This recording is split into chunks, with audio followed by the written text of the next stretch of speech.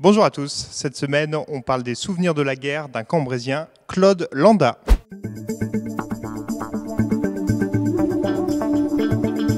Je m'appelle Claude Landa, je suis dans 39, dans la rue Gautier à Cambrai. Alors là je vais vous parler de quelques anecdotes que j'ai vécues. Moi-même, j'étais entre petit et jusqu'à 45. Alors, comme j'avais 4 ans et demi, forcément, j'ai quelques images qui me reviennent. Maintenant qu'on parle tout ça des fois la nuit, j'en vois des images, forcément. Et donc, je suis allé voir mon frère Jacques, qui a 90 ans, qui, lui, m'a raconté beaucoup plus de ce qui s'était passé, parce qu'il était plus âgé.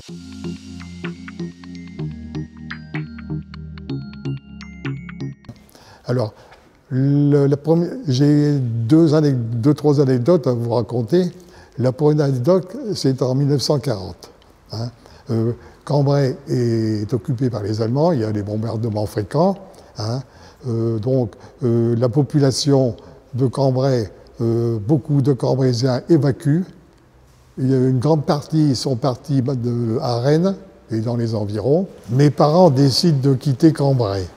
Alors nous partons à l'aide d'une voiture à cheval prêtée par le cultivateur M. Derier de la rue Gautier et conduite par mon grand-père Jean-Baptiste.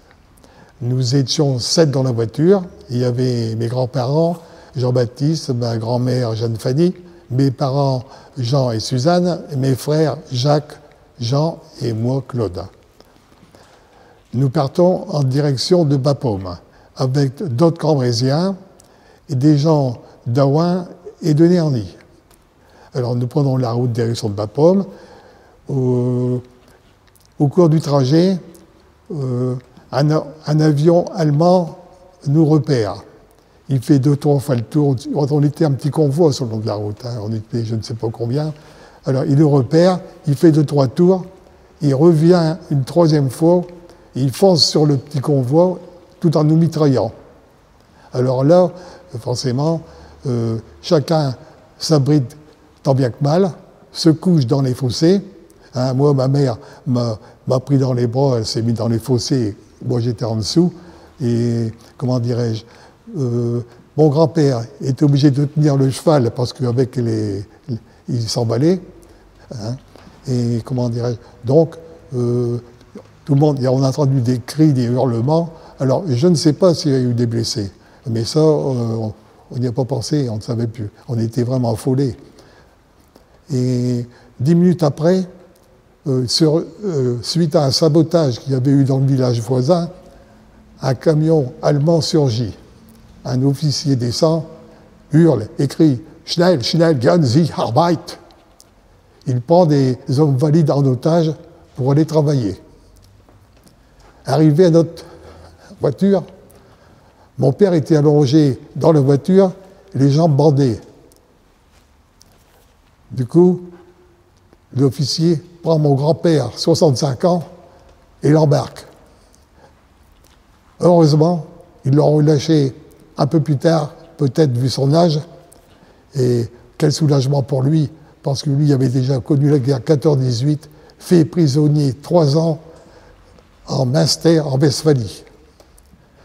Alors là, ne pouvant aller plus loin, les Allemands nous ont fait signe de partir, on fait demi-tour et on revient à Cambrai en 1940.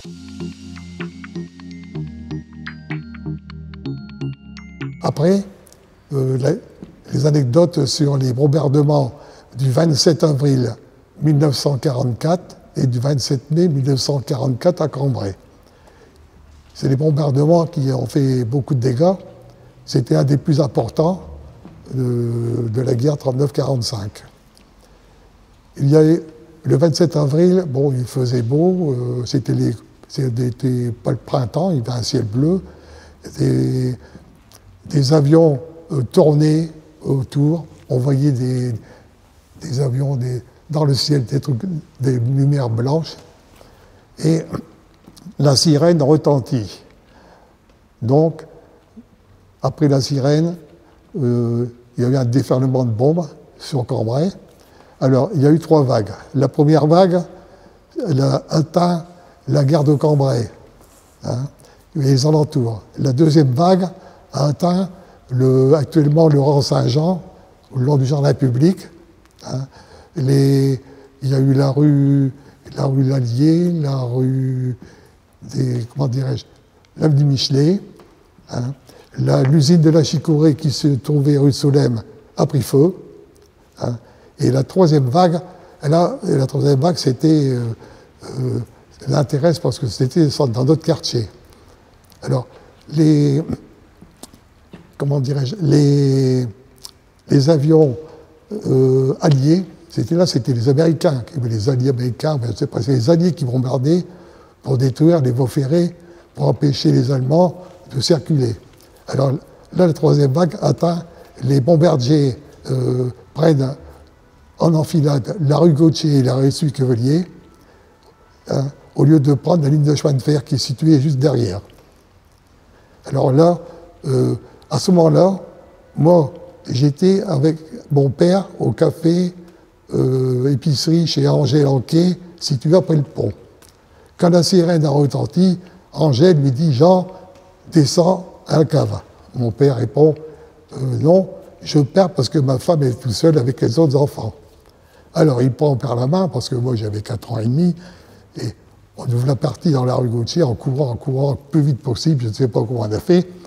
Arrivé à 50 mètres de notre maison, se trouvait M. Massin, qui s'écria « Entrez, Jean, ça tombe ».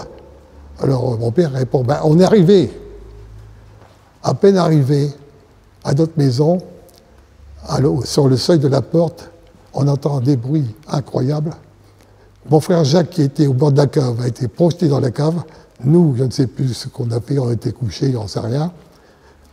Et on a entendu des détonations. Alors il y a 3 bombes qui sont tombées devant notre maison, hein, et dans le jardin. Et comment dire, ouais. Et après comment dirais-je, que la sirène, après, quand le bombardement sont terminés, la sirène sonne pour avertir qu'on peut sortir. Alors à ce moment-là, nous sortons. Alors là, on voit un nuage de poussière, des tuiles, du verre sur le long de la route, on ne voit plus rien. Il y a encore des éclats de bombes rouges qui étaient devant notre maison. Alors nous avançons, on arrive, la maison de M. Massin est envolée, à la place un grand trou. Un matelas, un sommier, se trouvait sur le toit de la ferme d'en face. Et malheureusement, M. Massin, sa femme, sa fille Renelle furent les premières victimes. Alors là, nous avons eu de la chance avec mon père de ne pas être rentrés chez eux. Le destin en a voulu autrement, sinon on ne serait plus là, on n'aurait jamais été là. Heureusement qu'on n'était pas rentrés. Alors on continue et il y avait des lampes dégâts dans la rue, hein, voilà. Des maisons ébranlées, des tuiles partout, voilà.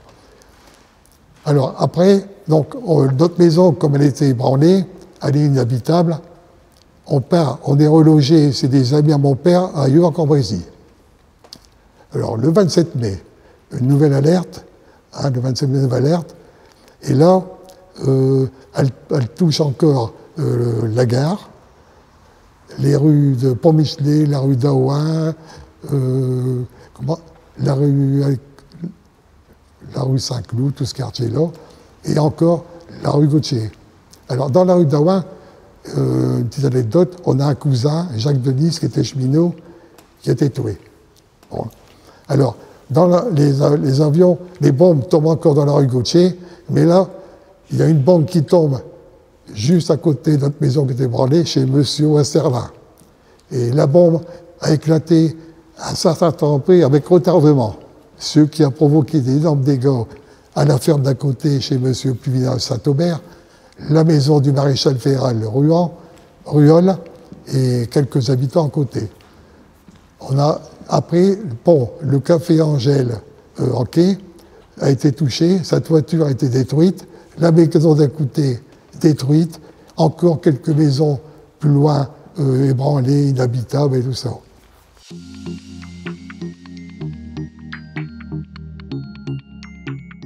Quand c'était la libération, nous on était, comment dirais-je, citadins, hein, parce qu'on était relogés vers la ville, il y a les maisons de la citadine.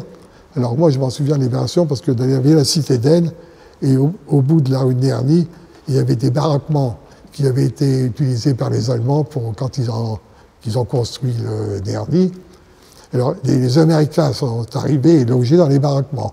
Alors moi je m'en souviens, on était dans la rue d'Aisne et un jour on a vu deux jeeps arriver, les Américains, hein, ils nous ont distribué des chewing-gums, c'est la première fois qu'on mangeait des chewing-gums, et puis du chocolat et quelques cigarettes pour les plus âgés, moi je ne fumais pas.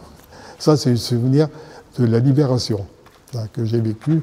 Alors dans la rue Gautier, après, forcément, après la libération, il a fallu reconstruire. Alors les gens, ils ont fait reconstruire avec l'aide des dommages de guerre. Hein.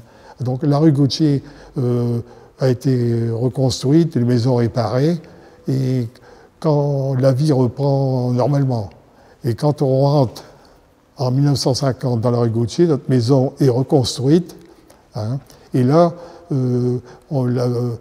la rue reprend ses activités diverses. Il y avait ses corps de métier, ses 12 fermes, hein, et nous, dans notre maison, on s'installe et à ce moment-là, on commence à vivre paisiblement dans la rue.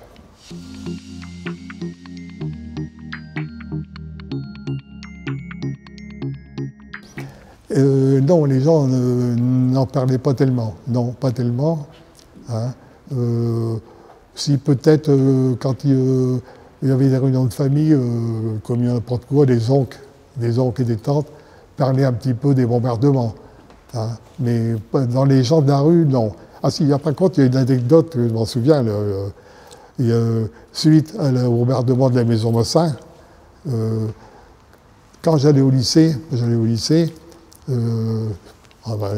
souvent je voyais un monsieur qui était assis sur sa chaise, c'est monsieur Cousin, et puis des fois il me voyait, il disait « Ah, là je t'aurais escapé de la rue Gautier », parce que si on était rentré chez Mossin, on ne serait plus là. Hein. Et non, les gens malheureusement ne me racontaient pas beaucoup hein, dans ce moment-là.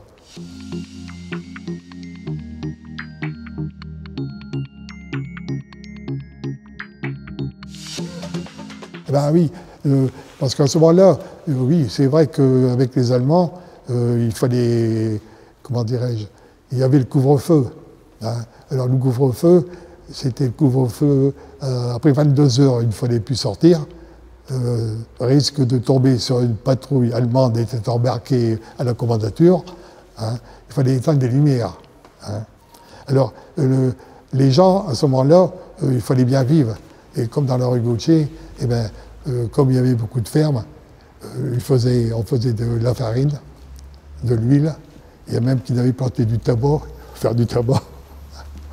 Hein. Et on élevait un cochon, mais tout ça, il fallait en cachette. Parce que si les Allemands, ils passaient sans arrêt dans la rue, s'ils entendaient un cri d'un cochon, ils rentraient et confisquaient. Il fallait, tout se faisait en cachette. Hein. Sous la peur de tomber sur les Allemands, quoi.